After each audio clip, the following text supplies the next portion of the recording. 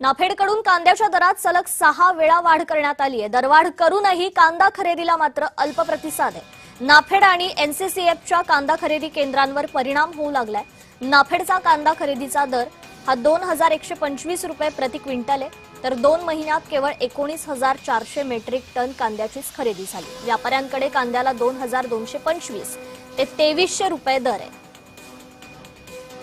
अधिक अपडेट घेऊयात आपले प्रतिनिधी किरण गोटूर यांच्याकडून। किरण, कांदा उत्पादक शेतकरी मात्र आता चिंतेत सापडलेला आहे। नाफेडकडून दर देण्यात येऊनही कांदा खरेदीवर मात्र परिणाम झाल्याचं पाहायला मिळतंय। काय अधिकची अपडेट?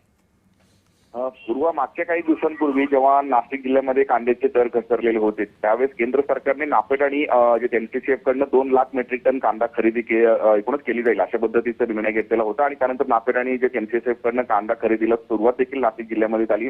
सुरुवातीला नाफेडने अतिशय कमी भाव दिलेला होता, त्यानंतर काही शेतकरी संघटनांनी आंदोलन केला आणि त्यानंतर 5 ते 6 वेळा नाफेड आणि एनसीसीएफने दर वाढवला। आता नाफेडकडनं 2100 रुपयेपर्यंत जे आहे ते दर दिला जातो, तरी सुद्धा कांदा उत्पादक शेतकरी हे नाफेडकडे आपला कांदा विकत नाही, अशा पद्धतीची परिस्थिती आपल्याला बघायला मिळते। 2 लाख मेट्रिक टन कांदा खरेदीचा जो आहे तो नाफेड आणि एनसीसीएफचं जे उद्दिष्ट आहे, पण अद्याप नाफेडकडनं फक्त 19,000 मेट्रिक टन कांदा खरेदी हे झाल्याचं नाशिक जिल्ह्यामध्ये बघायला मिळतोय। कांदा उत्पादक शेतकरी व्यापाऱ्यांकडनं आपलं माल जे आहे ते जास्तीत जास्त विकत आहेत, कारण व्यापाऱ्यांकडनं 200 ते 300 रुपये दर हे शेतकऱ्यांना जास्त मिळतो आणि कांदा विकल्यानंतर लगेच व्यापारी कांदा उत्पादकांना पैसे देतात आणि त्यामुळे नाफेड आणि एनसीसीएफ कडनं कांदा विकण्यासाठी शेतकऱ्यांनी मात्र पाठ फिरवल्याचं नाशिक जिल्ह्यामध्ये बघायला मिळत आहे। जी, निश्चितच किरण, धन्यवाद आपण दिलेल्या या अपडेट संदर्भात।